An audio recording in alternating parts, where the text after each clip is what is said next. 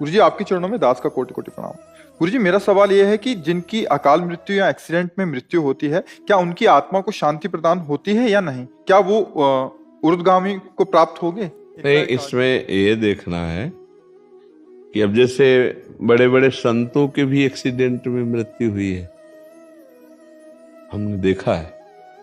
पूज्य बक्सर के मामा जी नाम के बहुत बड़े संत थे, तो जा रहे थे कथा करने, बरसाने पहले दर्शन किए श्री जी के सामने से एक ट्रक ने ऐसी तो बस राधा पधार गए।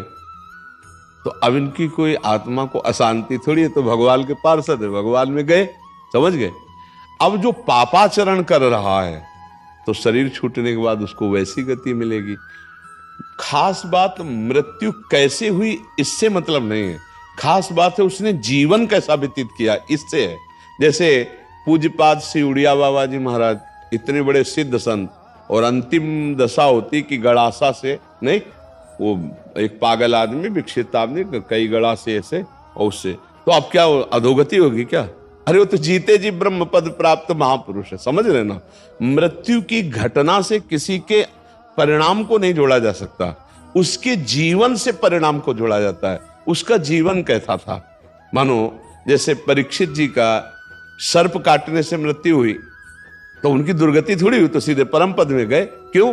जीवन भगवान में था, भजन में जीवन था। अब जैसे कोई बहुत पापात्मा, पाप कर्म कर रहा है, तो देखा गया कोई कष्ट नहीं, बहुत आराम से मृत्यु हो गई, बहुत आराम से मृत्यु। हमने देखा है कि कोई बीमार नहीं रहे, वैसे दिल फेल हुआ 2 मिनट में चले गए। एक आदमी पाप करता है, जुकाम नहीं होता है, खूब चौड़ी छाती करके खूब घूम रहा है। एक आदमी बड़े धर्म से भजन कर रहा है और जीवन उसका बड़ा दुख में देखा गया। अब इसी रहस्य को जानना है, वो पाप कर्म कर रहा है तो उसके पुण्य खर्चा हो रहे हैं, सिद्धांत है। अब जब पूर्व पाप और ये पाप जुड़ेगा तो उसकी दुर्गति हो जाएगी। अब इनका अंतिम जन्म है तो इनके जितने पापों सब भुगता दिए जाते हैं। अंतिम परिणाम जाना जाता है जीवन की धारा से। तुम्हारी जीवन की धारा कैसी रही? अब जैसे एक आदमी है, अचानक बैठा हुआ, दीवार गिरी, मर गया, उसे आप अकाल मृत्यु कहेंगे, लेकिन अब उसने जीवन कैसा व्यतीत किया है? अगर जीवन भजन में व्यतीत किया तो भगवान को प्राप्त होगा, और जीवन गंदा व्यतीत किया है तो उसके गंदे आचरणों के कारण उसका जीवन का परिणाम। केवल मृत्यु की घटना से कोई उन्नति या उन्नति का विषय नहीं होता, उसके पूरे जीवन से तारतम्य जोड़ा जाता है। मृत्यु की घटना तो पहले से निश्चित हो चुकी होती है, हम जिसे अकाल मृत्यु कहते हैं वो भी निश्चित हो चुकी होती है। भाई जैसे हमारे पाप बहुत बढ़ गए तो भरी जवानी में हमारी मृत्यु होनी है, एक्सीडेंट से होनी है, कैसे होनी हो पहले से निश्चित हो गया। पूरा काल व्यतीत होकर के बुढ़ापे में मृत्यु होती तो बाल, अब जवानी में मर गया तो उसे अकाल मृत्यु कहेंगे। अब उतने में उसने क्या आचरण किया है? अगर वो सतधर्म किया, माता पिता की सेवा की, भजन किया और फिर मृत्यु हो जाती है तो उसका कल्याण हो जाएगा। अब उसने पापाचरण किए, मनमानी धर्म विरुद्ध आचरण किए, तो चाहे वो गंगा में मरे वो नरक ही जाएगा, उसकी दुर्गति ही होगी। बात समझे?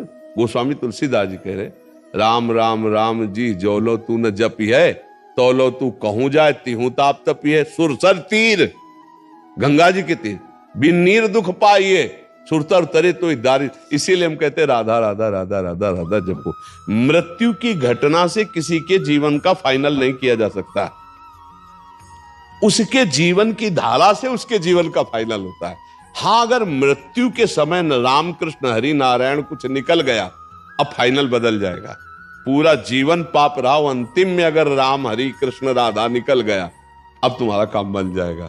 वहां देखा है। लेकिन घटना से कि उसकी ऐसी मृत्यु हुई तो उसकी दुर्गति हो सकती है, ऐसा नहीं हो सकता। ये पक्की बात है। आप समझ पा रहे हैं?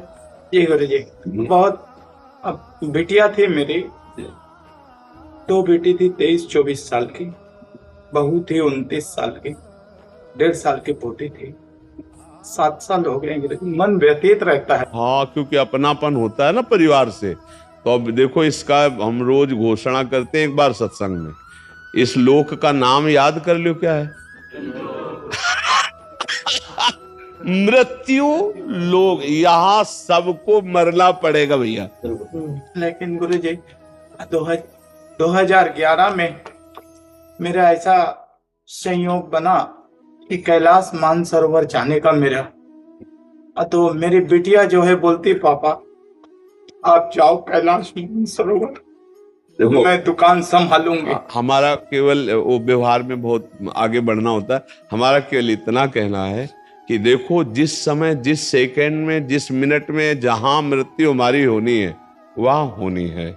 वो हमारे कोई प्रियजन बनकर जो आते हैं वो अपने कर्मों का भोग भोगने आते हैं और हमको भुगाने आते हैं। जैसे आप कह रहे हो 7 साल से मैं दुखी हूं, तो दुखाई तो दे के गए ना, वो अपने कर्मों को भोग करके गए और हम उनके चिंतन में दुखी हूं। अध्यात्म यही बल देता है कि उनके चिंतन को त्यागो, हरि चिंतन में लगो। ये ठगबाजी करने के लिए माया सब चरित्र रचती, न तो कोई तुम्हारा पुत्र है न कोई तुम्हारी पुत्री, एक सच्चिदानंद भगवान ही ये नाटक कर रहे। अब अपने को संभाल लो और खूब नाम जप करो और किसी के प्रति रो मत, अब प्रभु के लिए रो, हे नाथ अब तो कृपा कर लो, ये मेरा जन्म अब आपकी प्राप्ति के लिए हो जाए। हाँ, कोई तुम्हारा नहीं। देखो हम एक तुमको कथा सुनाते हैं। एक चित्रकेतु नाम के राजा, भागवत में कथा आती है। चित्रकेतु नाम के राजा थे, उनकी बहुत सी रानियां थी और एक भी पुत्र नहीं थे, तो वो बहुत उदास रहते थे। तो देवर्षि नारद जी और अंगिरा जी, भागवत की कथा है, देवर्षि नारद जी अंगिरा जी गए, उनको समझाने ही गए थे कि तुम धर्मात्मा राजा हो, उदास मत हो पुत्र के लिए। तो उन्होंने जाकर के जब समझाने की कोशिश की तो उन्होंने कहा हमको इस समय ज्ञान नहीं, हमें पुत्र चाहिए, यदि हम पर कृपा करने आए हो तो हमें पुत्र दो। तो उनका पुत्र तो सुख तो तुम्हारे भाग्य में है नहीं, पर तुम हठ कर रहे हो तो मैं तुम्हें पुत्र देता हूं, पर हर्ष और शोक दोनों की प्राप्ति होगी। अब वो ये नहीं समझ पाए कि हर्ष और शोक दोनों की प्राप्ति होगी, पुत्र देता हूं, इस बात पर उनकी बुद्धि टिक गई। बड़ी रानी कृतद्युति नाम था, उनके पुत्र हुआ। अब तो क्या आनंद, चक्रवर्ती राजा थे, हर समय रानी के महल में जाना। तो और जितनी थी रानियां सबको जलन हुई। उन्होंने कहा बहन, जब से कृतद्युति के पुत्र हुआ राजा हम लोगों की तरफ देखते ही नहीं है। तो बोले हम लोगों के मिलन में बाधक कौन है? बोले लड़का ही है। तो बोले क्या करें? बोले जहर दे दो। तो धाय माँ को अपने पक्ष में मिलाया और जहर चटवा दिया, राजकुमार मर गया। जो ही राजा के पास खबर गई कि राजकुमार मर गया, कितनी मनौती के बाद तो हुआ था। अब वो रोते बिलखते आए, बहुत पैर पकड़ करके माथा बार बार जमीन में पटकने लगे। जब कोई धर्मात्मा दुखी होता है तो उसे संत संग दे दिया जाता है। जैसे आप आए हो ना, तो भगवान की कृपा से संग मिला है। जी गुरुदेव। अब मोहि भा भरोसा हनुमंता, बिन हरि कृपा मिले नहीं संता। तो दुख का निवारण इससे।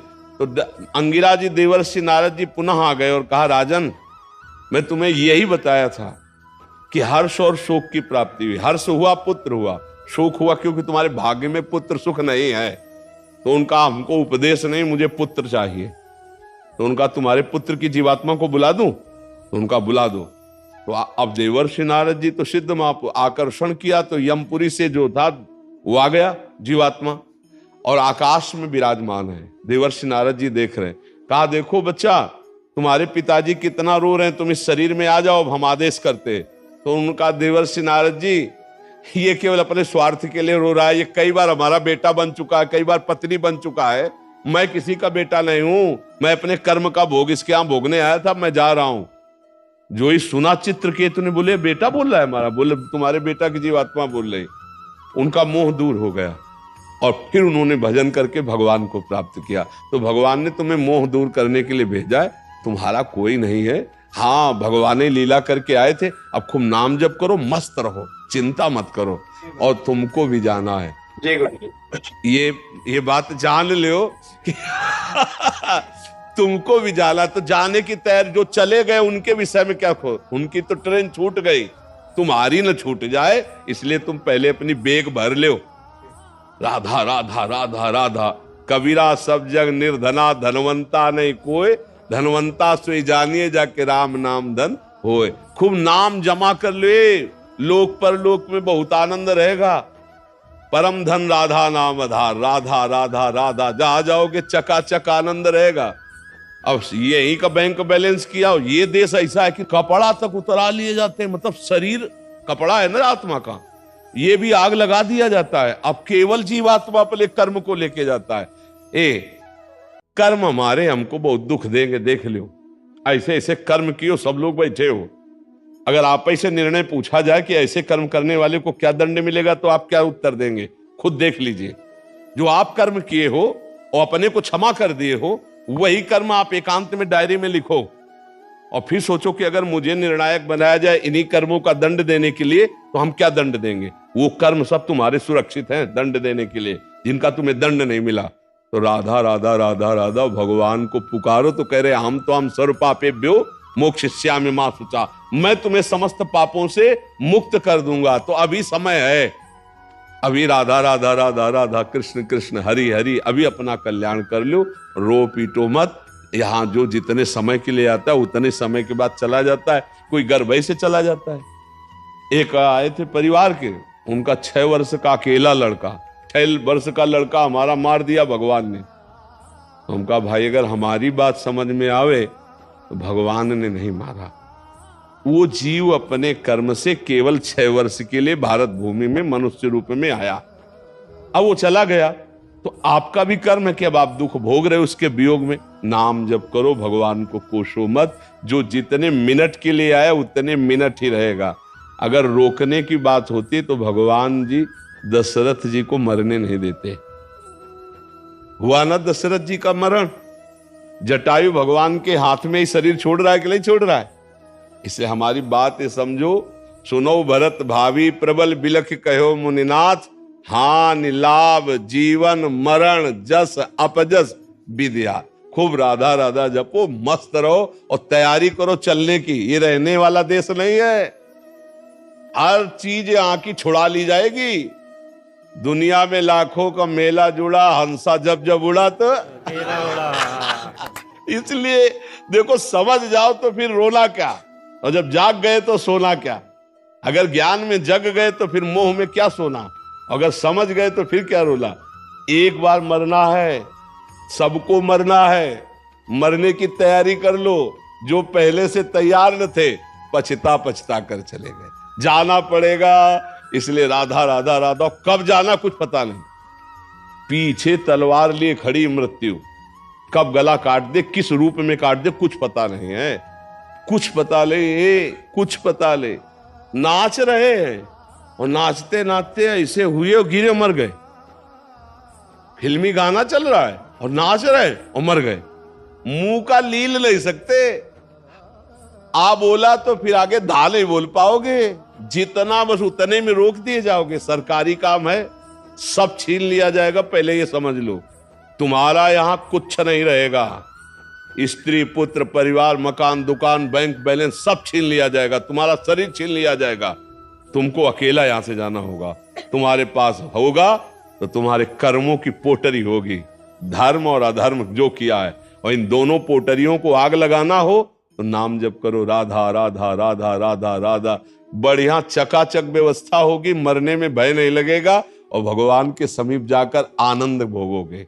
जैसे भारत में आनंद ले रहे हो, ऐसे भगवान के दिव्य धाम में तुम्हारे लिए हर व्यवस्था होगी। अलग महल होगा, बढ़िया भोजन व्यवस्था बढ़िया, मरना है नहीं। ठाकुर जी का भोग मिलता है वहां धाम में, प्रियालाल के साथ खेलने को मिलता है और परम सुख प्राप्त होता है। मरने का भय नहीं, आना जाना नहीं, बुढ़ापा नहीं। खूब मीठा खाओ, शुगर नहीं होगी। हाँ, high blood pressure low blood pressure नहीं होगा भगवान के धाम में। इसलिए हम सब तैयारी करें भगवान के धाम में जाने की। नाम जप करें, खूब नाम जप से आनंद आएगा। आज से रोना छोड़ दो, बंद कर दिया। हाँ बिल्कुल, नाम जप, हाँ नाम जप करो।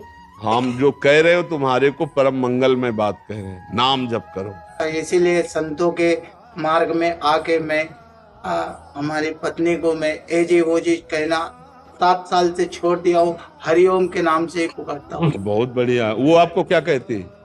वो भी हरिओम ही बोलता। अच्छा, बोले हरिओम तो बोले हरिओम है।